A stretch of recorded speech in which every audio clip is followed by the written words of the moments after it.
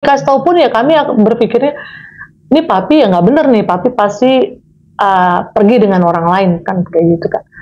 Dan kalau pas kami konfirmasi ke mami pun, mah nih papi pergi dengan orang lain ya mami akhirnya bilang iya papi lagi.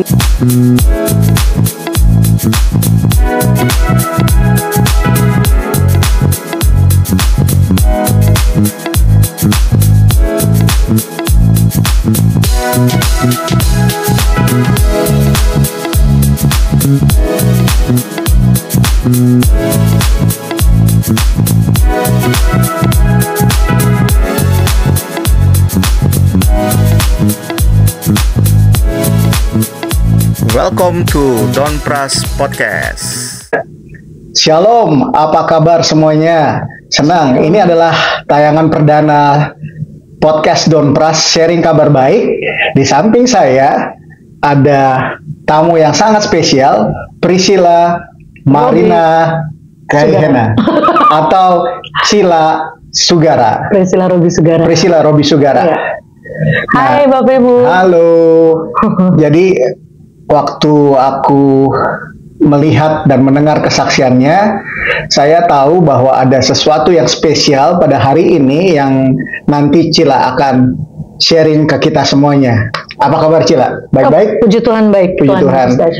Nah, jadi waktu itu lo ngalamin sesuatu yang seru banget ya. Jadi ketika lo nunggu doa didengar Tuhan, itu gimana tuh prosesnya? Jadi waktu itu lo hidup waktu masih kecil itu tanpa seorang ayah ya, tapi sama mama ya? Iya. Rasanya ya Kak Don, rasanya nggak enak. Kalau dibilang rasanya nggak enak, kehilangan. Kalau di kami orang Ambon, bapak itu dibilang sombar. Sombar tuh artinya yang melindungi, yang menjaga.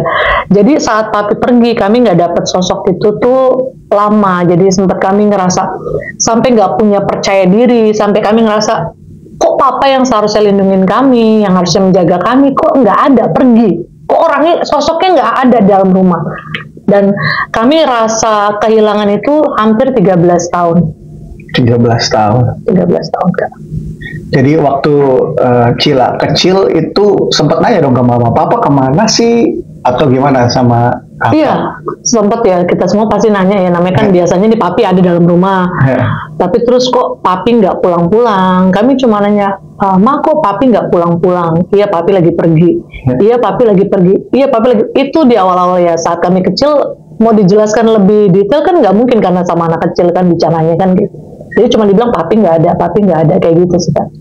Jadi waktu kecil ngelewatin masa-masa, pasti kan masa-masa SMP, remaja, itu dampak apa yang kamu alami ketika sadar bahwa papanya nggak pulang-pulang?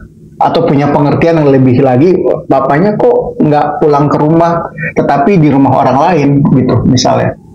Iya, di awal kami nggak ngerti, kami cuma dikasih taunya bahwa papi nggak pulang. Lama-lama, ya setelah kami naik, udah makin bertumbuh gitu kan, makin besar ya kami tanpa mami kasih tahu pun ya kami berpikirnya ini papi ya nggak bener nih, papi pasti pergi dengan orang lain kan kayak gitu kan. Dan kalau pas kami konfirmasi ke mami pun, mah nih papi pergi dengan orang lain ya mami akhirnya bilang iya papi lagi dibawa. Itu lo lihat dari berita atau memang dari penjelasan mami juga akhirnya? Zaman waktu papi pergi belum secanggih sekarang ya Kak, yang apa-apa diviralin lewat video, apa-apa ditangkap lewat video, diviralin kan gitu. Zaman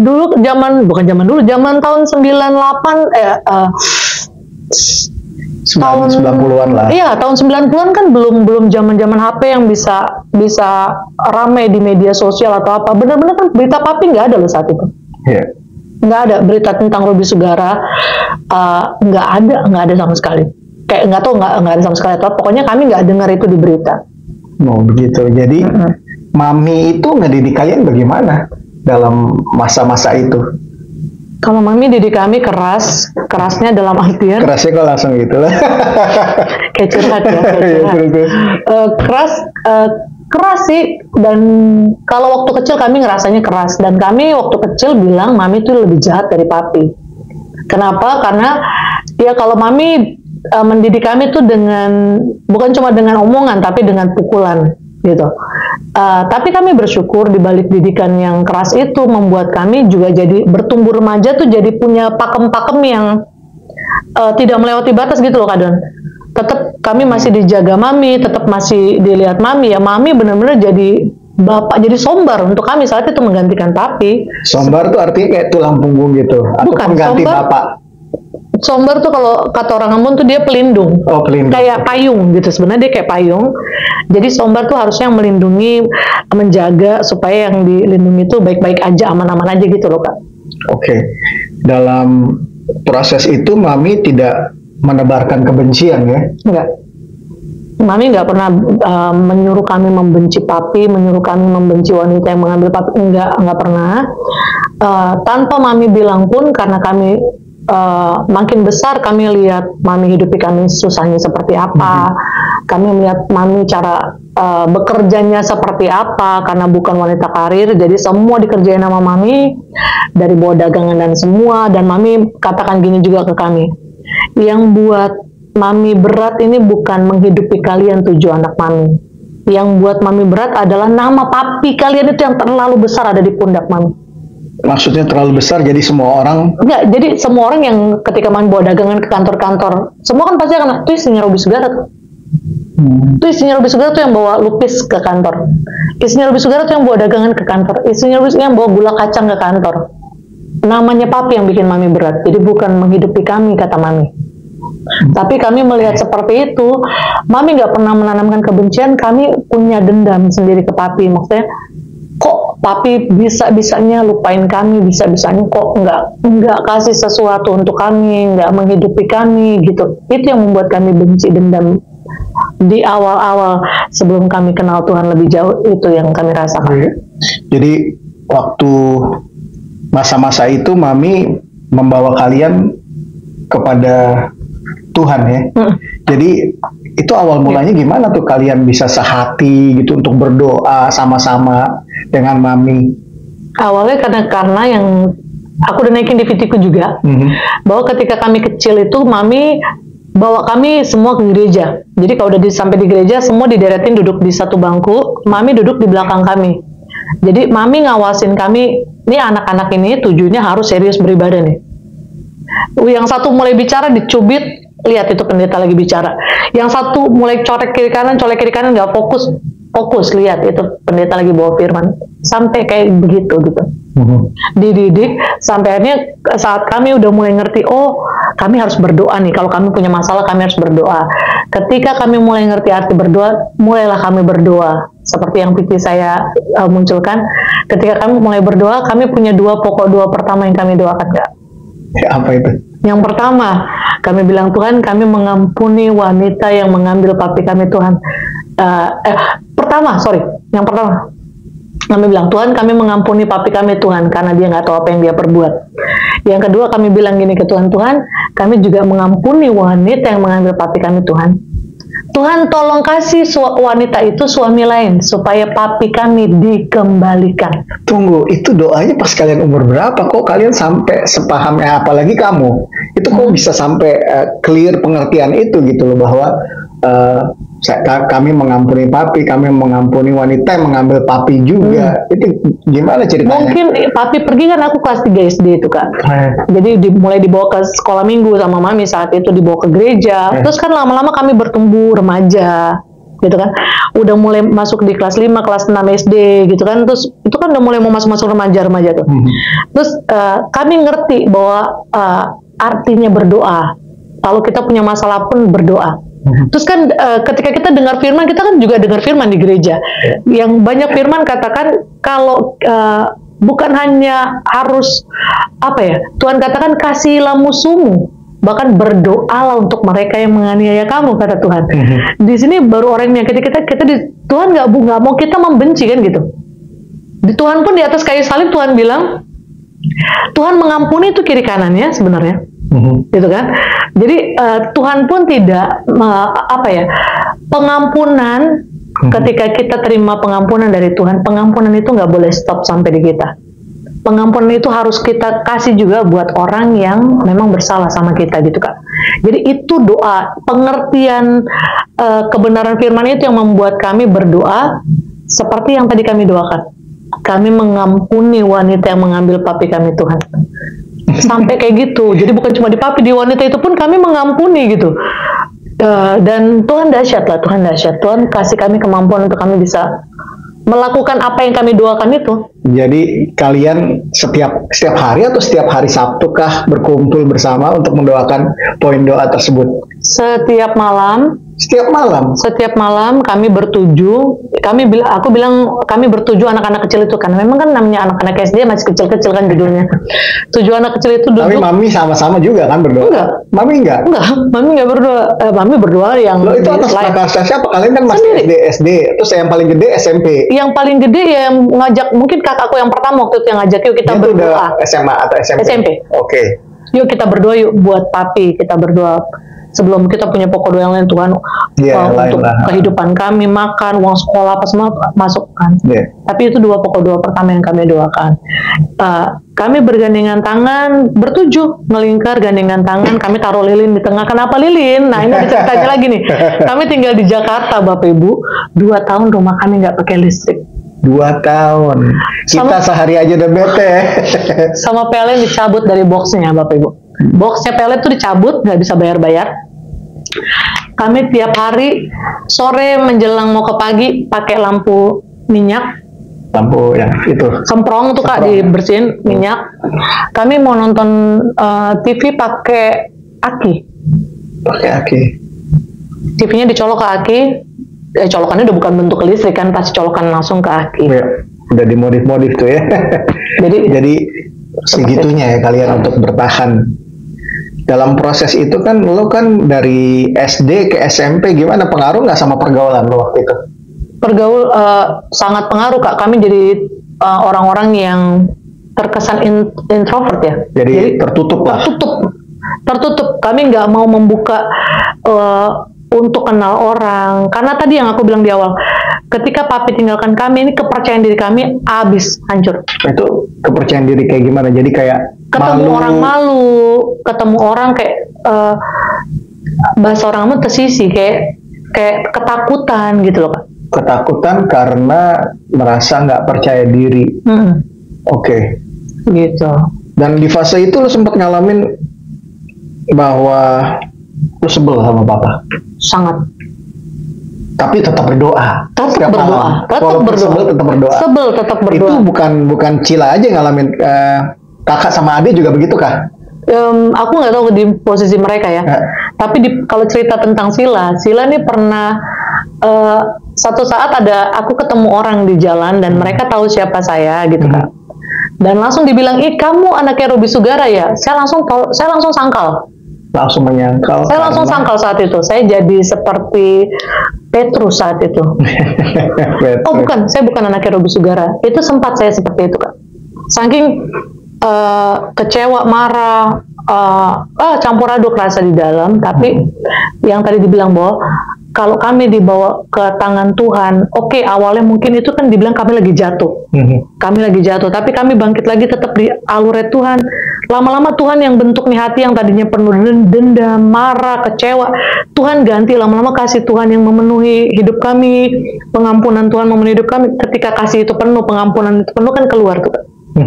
Nah itu pengampunan itu sampai benar-benar lo tahu bahwa lo melewati masa itu berarti SMA ya? Pengampunan?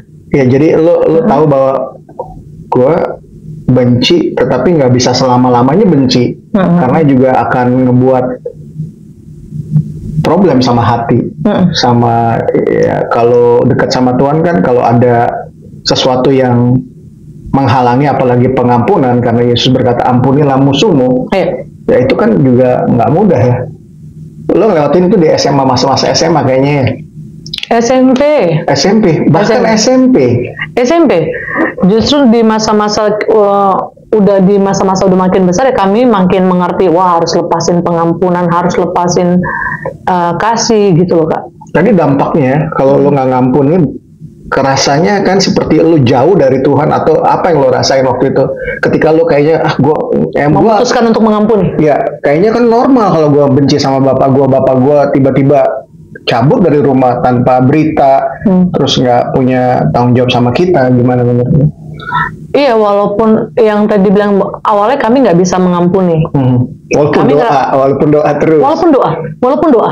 Karena yang tadi dibilang kenyataan, kami melihat mami menghidupi kami seperti itu, jadi makin kesel dengan, pasti kan manusia kita, anak bapak saya masih hidup, di mana dia? Ini mama saya susah sendirian, gitu Kak. Tapi lama-lama kami mulai ngerti kan, tadi dibilang bahwa firman yang masuk ke dalam yang kami dengar gitu. Tiap saat kami dengar firman itu kan nggak mungkin dari 10 firman tidak nyangkut satu. Nggak mungkin dari 10 firman nggak nyangkut. Yang nyangkut itu kami bersyukur ketika pengampunan, tentang pengertian pengampunan itu tertanam di kami. Tentang pengertian mengasihi, even itu musuh, itu tertanam di kami. Jadi kami rasa bahwa itu bukan karena kami sih.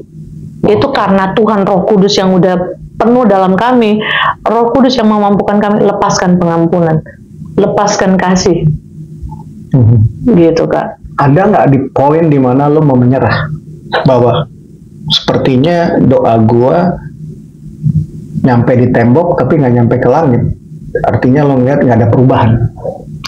Kalau menyerah sih enggak, karena aku bersyukurnya gini Kak. Tuhan taruh aku di satu komunitas rohani. Aku udah naikin juga di videoku di TikTok. Tuhan taruh aku di satu komunitas rohani yang kuat, imannya keren. Orang-orang sederhana, bukan orang-orang kata orang dunia orang berduit ya, bukan orang-orang sederhana tapi imannya keren.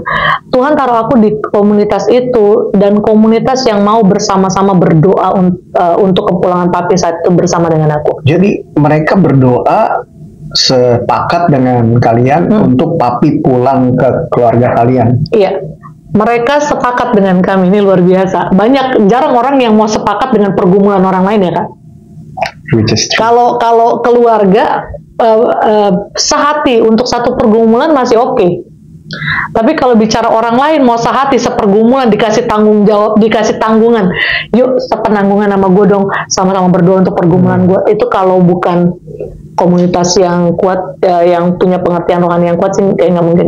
Makanya aku bersyukur Tuhan taruh aku di komunitas itu. Mereka yang membuat aku tetap kuat, sekalipun 6 bersaudara yang lain sampai di satu titik mereka menyerah. Tadi Kak Doni bilang pernah gak menyerah. Mereka menyerah. Mereka sampai bilang gini, Mah, udah papi ini udah lama gak pulang, kayaknya doa kita mungkin gak didengar sama Tuhan. Udah mami nikah aja lagi lah Mah. Ada pesannya tapi Kak. Tapi mami menikah dengan orang kaya, supaya mami gak susah hidupin kami, kata mereka gitu. Terus mereka bilang, Sil, lu kalah, lu satu suara. Kan aku di awal memang tidak setuju kalau papi mami bercerai gitu Kak. Karena aku punya yang aku pegang adalah firman Tuhan. Firman Tuhan katakan apa yang dipersatukan Tuhan tidak boleh diceraikan oleh manusia. Di usia remaja itu lu bisa berpikir seperti itu, bahwa firman Tuhan, ketika Tuhan berfirman, ya seperti itulah yang gua harus percaya. Iya. Itu aku punya kepercayaan yang seperti itu ke Tuhan. Tapi lo nggak dikucilkan sama kakak atau adik lo yang lain, nggak setuju bahwa ini walaupun doa belum dijawab, tapi ini pasti karena firman Tuhan? Dikucilkan, yang tadi aku bilang, lu kalah sih, lu satu suara. Lu kalau kita 6 suara udah kata sepakat, udah mayoritas mendukung. Jadi ngeganggu doa sepakat kalian dong, yang sama-sama itu. Udah nggak berdoa lagi, makanya okay. Saat itu aku ngomong ke Ibu Gembala, karena mereka tinggalkan aku sendiri, mereka udah nggak mau berdoa, mereka tinggalkan sendiri. Aku ngomong ke Ibu Gembalaku, Ibu Gembalaku nih keren banget. Aku sampaikan ke Ibu Gembala, namanya Ibu Meti. Wah, luar biasa. Ibu Shalom, Meti. Shalom Tante Meti. Tuhan Yesus memberkati loh. Aku sampaikan, Ibu Meti, di rumah udah nggak ada lagi yang mau berdoa untuk kepulangan papi, nggak ada lagi yang mau berdoa sama Sila sendiri Tante Meti di rumah. Beliau katakan gini, Sil, kamu nggak sendiri, kita satu gereja dukung kamu untuk berdoa supaya Pak Robi pulang sampai di rumah. Wow. Jadi komunitas di mana Kak yang mau komunitasnya gitu? Luar biasa. Ibu Gembalanya juga mendukung, Bapak Gembala juga mendukung ya. Dan kalau dipikir soal kasih Tuhan dan didengar tentang kesaksian ini, kita menyadari kasih Tuhan dalam hidup kamu dan keluarga. Tapi bagaimana dengan kuasanya nih? Kuasa Tuhan yang ketika kalian bertekun dalam doa, percaya firman Tuhan walaupun belum terjadi, share tentang ini, tentang kuasa Yesus Kristus dalam pertolongan yang nyata di kehidupan kalian. Gimana tuh? Kuasa Yesus dahsyat, Kak. Jadi saat papi pergi, Bapak Ibu, banyak orang katakan gini, ini papiku nih sebenarnya tipe orang yang penyayang keluarga. Anak-anak, disayang banget sama papi. Jadi ketika papi pergi tanpa berita, tiba-tiba hilang gitu, nggak ada. Kata mamiku, kalau di kesaksian tiba-tiba hilang kayak angin papi tuh. Sangat-sangat membuat bingung bahwa papi tidak seperti itu orangnya. Jadi semua beranggapan, bahkan ibu gembalaku beranggapan, ini Pak Robi sudah masuk dalam satu ikatan kuasa kegelapan jatuhnya gitu, Kak. Dan ibu rohaniku, ibu gembalaku bilang gini, kita harus berdoa, kita gempur itu segala benteng-benteng yang dibangun untuk membuat papi lupa dengan keluarga, yang membuat papi nggak ingat ada keluarga. Kita gempur tuh, digempurnya dengan apa? Dengan doa. Gempur dengan doa puasa. Jadi menjelang mendekati 13 tahun itu, Kak Don, menjelang, kan papi hampir 13 tahun tinggalkan kami, menjelang 13 tahun itu kami banyak doa puasa, Kak. Kami banyak doa puasa. Doa puasanya gimana? Puasanya tuh maksudnya nggak minum, nggak makan kah? Iya, nggak minum, nggak makan. Kami puasa dari pagi sampai sore baru makan. Sore baru makan gitu. Nanti satu minggu kami doa puasa, terutama di saat-saat kami mau pergi ke tempat papi. Jadi mendekati 13 tahun kepulangan papi tuh kami gencar, Kak, untuk datang ke tempat papi, untuk kami berdoa lah, kami hancurkan segala kuasa-kuasa itu yang mengikat papi gitu, Kak. Dan satu minggu yang kami doa puasa itu, dan Tuhan buktikan di awal mungkin 1 kali 2 kali waktu kami pergi, karena jarak tempat di mana papi, di bahasa kami, disembunyikan gitu. Jarak dari rumah kami di tempat di mana papi tinggal itu cukup jauh. Jadi kalau kami nggak bisa setiap saat ke sana karena mengingat biaya, waktu, dan semua nih, Kak. Jadi ketika kalian meresponi tentang doa peperangan rohani, Tuhan membuktikan bahwa doa itu membuat kalian punya akses ke papi. Iya. Nah, itu tadinya tuh, gimana tuh? Tadinya kami tidak punya akses, Bapak Ibu, untuk ketemu papi kami. Kami nggak punya akses. Sebenarnya kalau saya cerita lagi agak lebih mengejutkan lagi sih. Sebenarnya rumah dari wanita itu, rumah orang tua dari wanita itu sebenarnya dekat dengan kami, Kak. Itu kadang papi ada di sana, tapi tidak pernah disuruh papi untuk pulang atau apa, tidak pernah. Dan ini aku baru buka sekarang. Tapi aku tidak akan menyebut siapa tidak di sini. Karena untuk kami sudah selesai. Apa yang Tuhan sudah lakukan sudah selesai, dan Tuhan tunjukkan kuasanya yang dahsyat, sehingga yang tadinya kami tidak punya akses untuk ketemu papi, terbukalah akses itu karena kami percaya, bukan karena doa puasa itu tadi. Kami gempur kuasa di sana sehingga terbuka, kami ada kesempatan untuk ketemu papi. Mulai intens, setiap 1 bulan sekali kami datang atau 2 bulan sekali gitu. Ketika pertama kali akses itu terbuka, dan ketika pertama kali kalian bertemu face to face dengan papa, gimana? Seneng, Kak. Seneng banget. Seneng bisa peluk itu dia. Bertuju juga? Bertuju. Kami kalau datang pasti semua plus mami, plus orang-orang gereja yang dukung kami doa. Ibu gembala juga ikut saat itu. Semua yang berdoa, memang doa-doa sama kami, semua datang ke sana. Jadi peluk papi, cium, doa. Di sana juga kami doa sama papi. Tapi ya, papi responnya gimana tuh? Ya seneng juga, namanya mungkin apa ya, kalau cowok nggak terlalu ekspresif sih ya, kayak ibu gitu. Kalau cuma dia masih ngenalin, kan ada perubahan kan kalian. Iya kecil. dong. Ini masih ini Cila gitu-gitu. Nah, terus masih. Jadi peluk satu-satu, cerita. Selama setiap kami ketemu papi di sana, wanita itu nggak pernah jauh ya, selalu ada dekat papi. Oh begitu. Tapi kami nggak pernah benci. Saat itu kami nggak pernah maki-maki, Bapak Ibu. Papi juga heran kali lihatnya ya. Jadi setelah akses pertama bisa, kalian tadi bilang berkata kalian berdoa dulu karena menyangkut banyak hal, termasuk jauh biayanya juga. Jadi ada akses kedua, pertemuan kedua kali dengan papi, ketiga, keempat, dan kalian terus berdoa peperangan rohani. Terus. Bahkan sampai satu saat di satu titik gitu. Di momen-momen memang papi harus kembali saat itu. Kami datang, kali terakhir kami datang itu, setiap kali kami datang kami selalu pesan gini ke papi pulang. Papi pulang, kami tunggu papi pulang. Iya nanti, papi pasti pulang. Itu bahasanya papi. Tiap kali kami datang, kami ngomong papi pulang, kami tunggu papi pulang. Papi pasti pulang. Nah, sampai di satu titik, itu pertemuan kami terakhir dengan papi di rumah yang sana. Kami bilang papi pulang, kami tunggu papi pulang. Malam ini papi pulang. Malam itu. Terus? Malam ini papi pulang. Sukacita dong di hati kalian. Seneng kan? Ya, karena bahasa selama ini bahasa papi kan papi pasti pulang. Tapi papi nggak pernah kasih tahu kapan pulang. Nah saat papi bilang malam ini papi akan pulang, wah seneng nih hati. Papi gue yang udah lama nggak pulang mau pulang nih malam ini. Sampai kami setelah itu kan kami pulang duluan.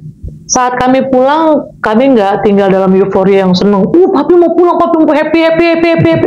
Nggak begitu juga, Kak. Tapi justru di rumah kami masuk lagi dalam doa, kami balik lagi perang bahwa jangan sampai kata-kata yang udah papi keluarkan direbut lagi sama iblis sampai papi nggak bisa pulang.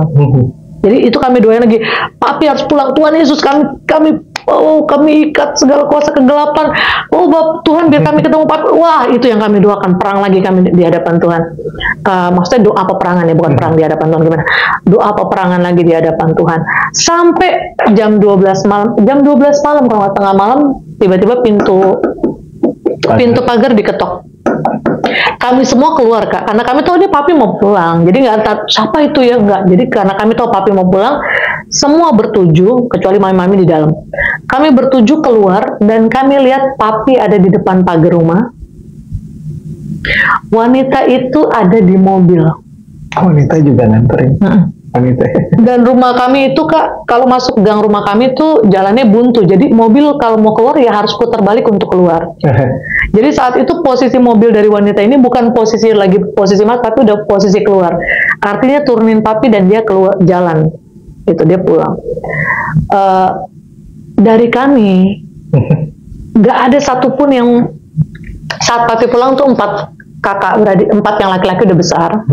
Kami 3 perempuan udah besar, ya udah sekitar gitulah. Papi katakan gini, kalau papi dengar bapak ibu dengar kesaksiannya papi pernah katakan gini, kalau saat itu terjadi hal-hal yang tidak diinginkan, emosi 13 tahun ditumpahkan, saya dipukul sama anak laki saya, anak laki-laki memukul saya, anak perempuan memaki-maki, perempuan biasanya memaki-maki ya, anak perempuan memaki-maki wanita itu, kata papi wajar, papi terima semua. Tapi apa kami lakukan demikian? Tidak. Amin. Kenapa tidak? Kami tahu itu bukan lagi kami, tapi Tuhan yang katup semua mulut diam. Tuhan yang mungkin pegang semua tangan diam. Tuhan lagi mempertontonkan ini jawaban doa yang kalian tunggu-tunggu. Wow. Doa orang benar ya. Puji Tuhan. Jadi ketika lo ketemu papa itu, ketika dia masuk ke ruang tamu di mana kalian berdoa bersama, apa yang lo pikir, apa yang lo rasa di saat itu bahwa yes, this is God, awesome gitu, luar biasa. Our God is an awesome God. Ya seneng banget larinya. Jadi begitu papi masuk ke dalam rumah, udah pasti kita doa mengucap syukur bahwa oh Tuhan terima kasih Tuhan udah bawa papi sampai pulang malam ini supaya papi nggak pergi-pergi lagi. Ya itu yang kami doakan. Selesai itu ya yang jadi selesai itu kan malam tapi Bu. Selesai kami doa dan semua, karena udah malam kami balik ke kamar masing-masing kan, tidur istirahat. Tinggal mami sama papi berdua kan. Saat itu kalau dengar kesaksian mami saat itu anak-anak tinggalkan kami, saya dengan Pak Robi lihat-lihatan jadi kayak orang bingung karena udah 13 tahun nggak ketemu. Terus mami katakan saat itu kamar mami kasurnya besar tapi zaman dulu kayaknya belum bukan zaman dulu lah, maksudnya tahun-tahun yang waktu itu tuh untuk punya spring bed tuh udah mahal banget kan Kak. Jadi kasurnya mami tuh satu tempat tidur ada 2 kasur. Mami katakan udah kamu tidur dalam, mami suruh papi tidur dalam, mami yang tidur di luar. Tidur terpisah papi dan mami cukup lama Bapak Ibu. Lama?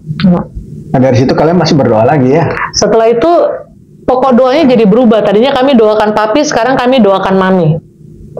Supaya mami punya besar hati untuk terima papi, mami punya hati yang mengampuni papi, kayak gitu jadinya. Yeah.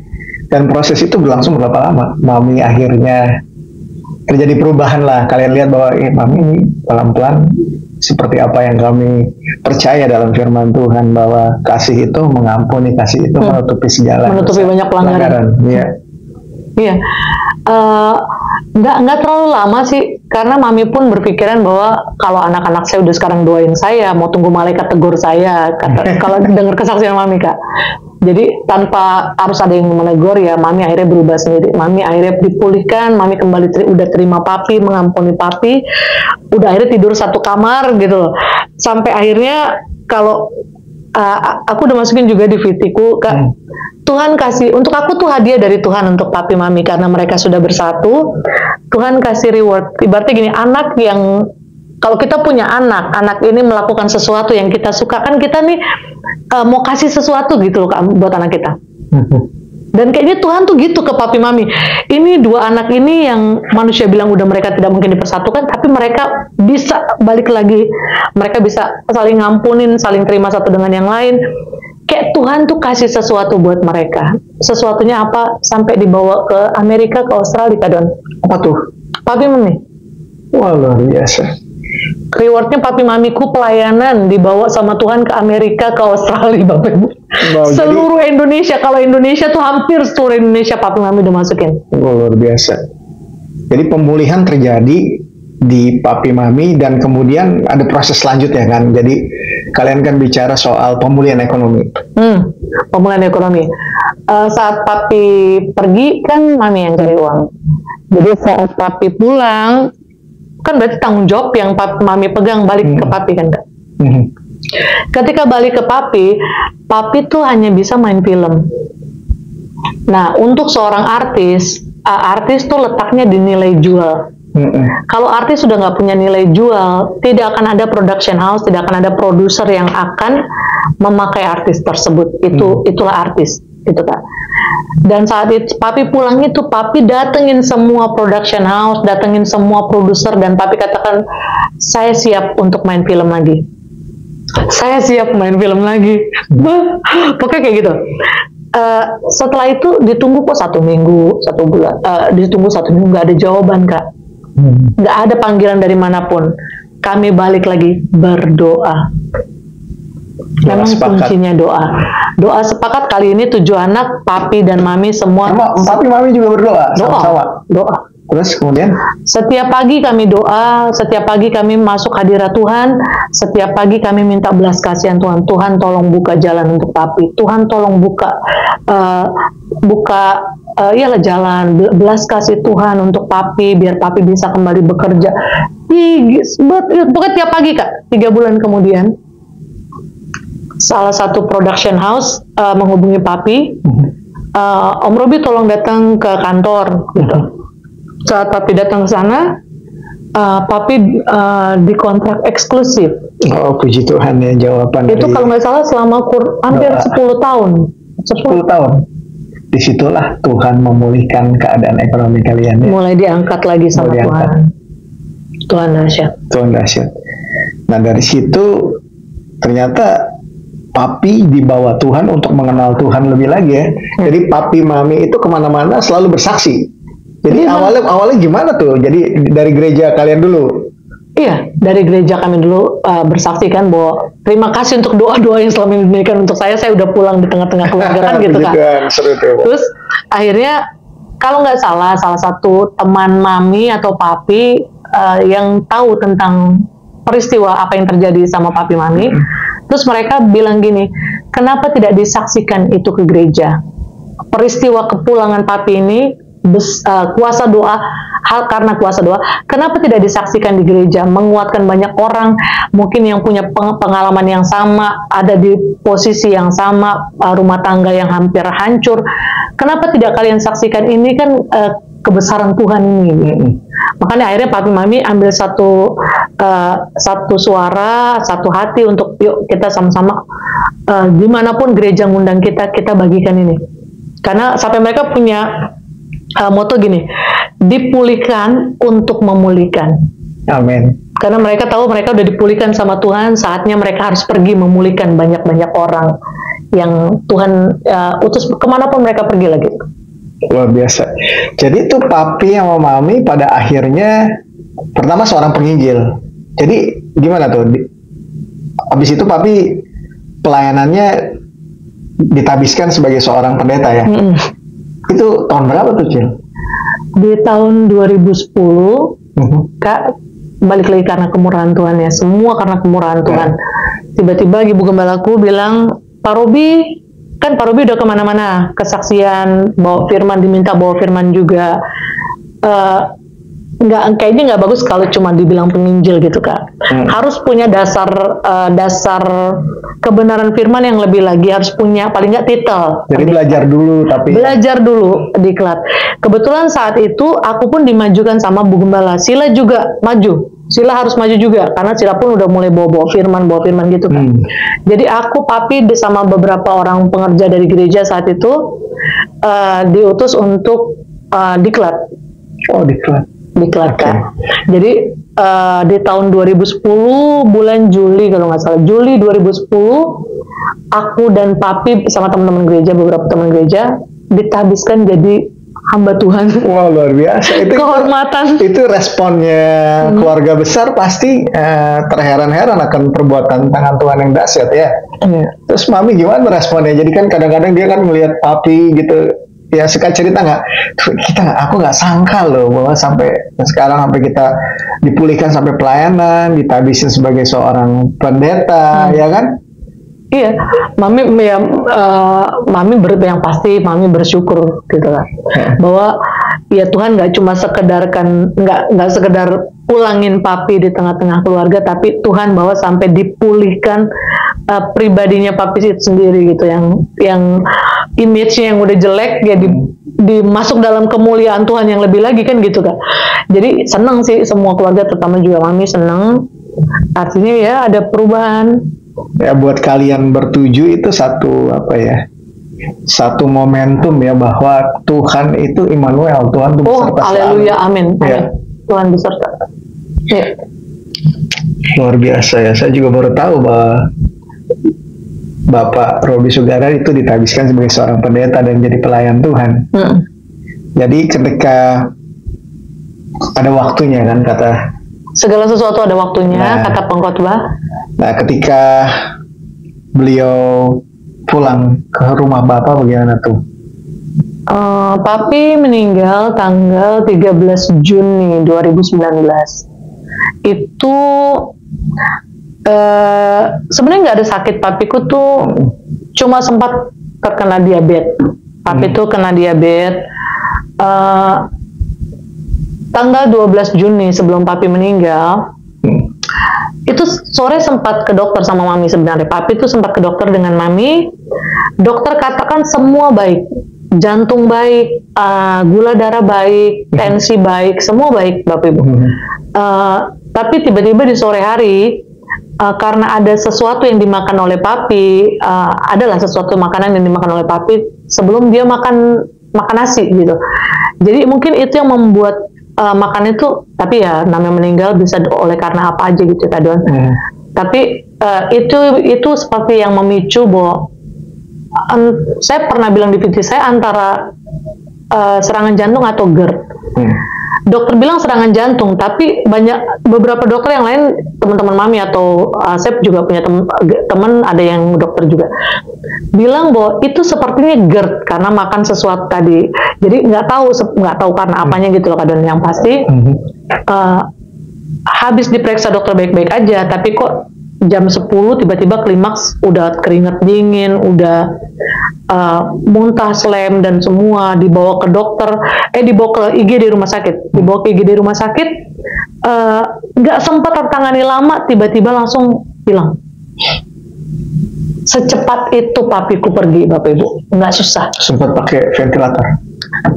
Dokter sempat bilang, apakah mau dipasang ventilator?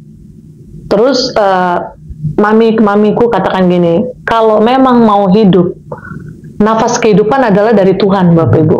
Kejadian kan bilang saat Tuhan membentuk Hawa, Tuhan hembuskan nafas hidup ke dalam Hawa. Jadilah manusia yang hidup. Jadi kami beranggapan bahwa kalau memang Tuhan mau tetap Pak Robi hidup, tanpa ventilator, Papi harusnya hidup. Tapi kalau hidup cuma karena ventilator, berarti bukan dari Tuhan. Gitu. Jadi itu yang membuat memang enggak. Kalau memang waktunya Pak Robi pulang, ya pulang. Kalau memang Tuhan masih mau kasih Pak Robi hidup, pasti hidup. Kedaulatan Tuhan di sana berlaku, Kak. Gitu. Kalau kita nggak terima kedaulatan Tuhan, susah juga, gitu kan. Saat itu kami semua menerima kedaulatan Tuhan. Tuhan katakan selesai. Gitu. Jadi kalian bertuju tetap berserah kepada Tuhan, walaupun pada akhirnya tiba-tiba Papi pulang ya ke surga. Tapi rekam jejaknya, puji Tuhan ya, melayani Tuhan, menjadi berkat dimanapun. Dia sempat ke beberapa pelosok Indonesia ya. Kalau Indonesia hampir semua, Kak Don. Hampir seluruh Indonesia dari Sabang sampai Merauke. Wow. Itu pengaruhnya apa buat kehidupan kekristenan keluarga? Jadi semakin kuat atau apa? Oh iya, semakin kuat, pasti semakin kuat. Semakin melihat bahwa campur tangan Tuhan tuh luar biasa. Bahkan ketika Tuhan memulihkan, Tuhan angkat sedikit demi sedikit masuk dalam kemuliaan sama Tuhan gitu. Kelihatan bahwa berubah. Ya itulah akan melihat bahwa Tuhan tuh baik. Tuhan baik banget. Dari kehidupan kamu itu kita belajar tentang kasih, tentang doa yang bertekun dalam doa, tentang peka terhadap tuntunan Roh Kudus. Dari perjalanan selama ini, nah Cila yang sekarang bagaimana meresponi terhadap janji Tuhan, khususnya kan kamu udah berkeluarga, anak kamu 3 kan, cewek semua ya?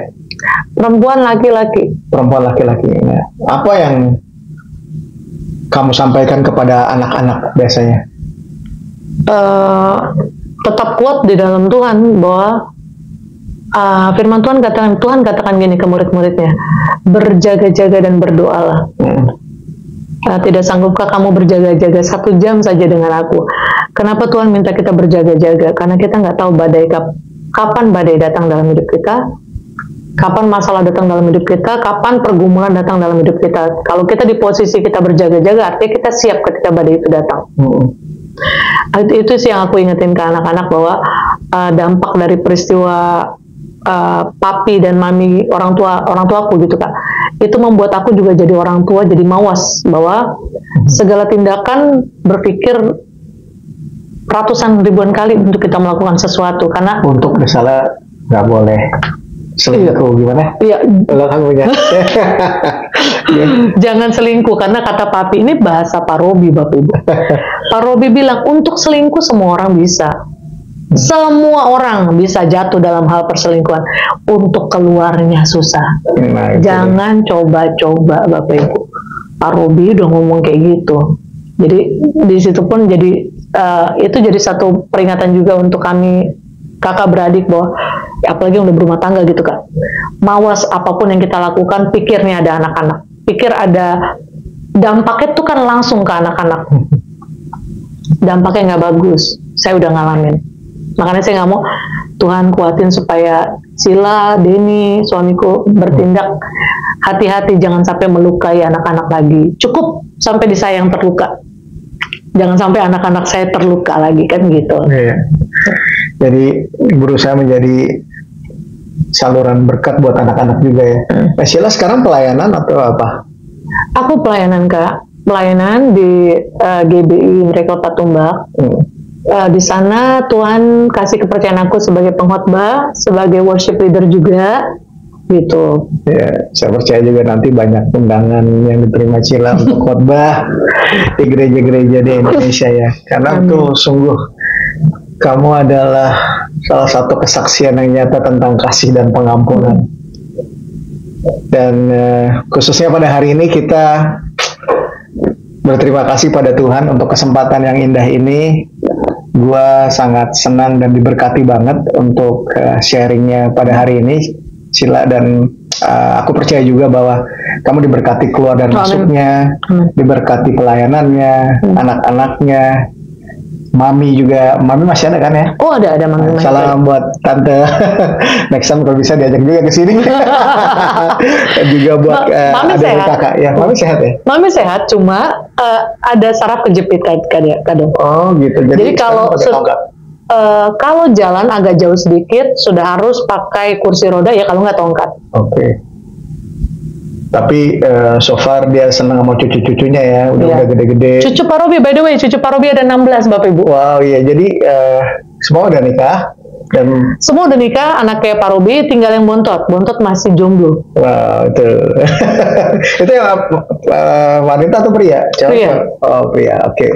Tapi juga terlibat dalam pelayanan gitu. Yang pelayanan cuma anak Pak Robi yang pelayanan yang pertama. Aku yang ketiga. Aku ketiga, terus sama yang nomor 5 Kak. Oke. Sama yang nomor 5. Jadi yang lain bergereja ya, tapi yang pelayanan nomor 1 nomor aku sama nomor 5. Luar biasa. Jadi teman-teman, buat podcast perdana ini akan diteruskan pada minggu depan lagi dengan kesaksian-kesaksian yang indah yang mendukung iman kita bertumbuh dalam Yesus Kristus. Dan buat hari ini Cila, terima kasih, Tuhan Yesus memberkati. Thank you, Kak. Dan teman-teman, sampai jumpa lagi. Tuhan Yesus memberkati. Bye.